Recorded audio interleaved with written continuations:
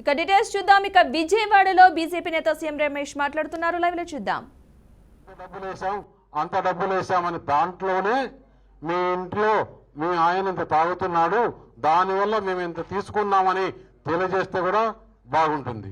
అసలు అబద్ధాలు ఏ విధంగా చెప్తున్నాడంటే, ఇతను నాయకుల్ని కలవాల, వారి ఎమ్మెల్యేలని కలవాల, వారి కుటుంబ సభ్యుల్ని కలవాల, వారి మంత్రుల్ని కలవాల, ఇంట్లో కూర్చొని ఏ విధంగా ప్రజలను మోసం చేయాలి, ఏ విధంగా ప్రజలకు అబద్ధాలు చెప్పాలని ప్రాక్టీస్ చేసి ఈ 5 సంవత్సరాలు ఈ పని చేస్తామని చెప్పి తెలియజేస్తున్నా. ఎప్పుడైతే ఈ కూటమి, నువ్వు అసలు ఏమన్నా, ప్రతి ఒక్కరు కూడా మీకు కూడా తెలిసి ఉంటుంది, ప్రధానమంత్రి నరేంద్ర మోడీ గారిని కలిసి వచ్చాము, ఈ కూటమి లేదు, మీరు మా పార్టీలో నుంచి ఎవరు వెళ్ళొద్దు, బీజేపీ పార్టీ మాకు అండగా ఉంటుంది అని ఎంత పచ్చిగా అబద్ధాలు చెప్పావు, ఎంత పచ్చి మోసం చేశావు. ఈరోజు ఏమైంది?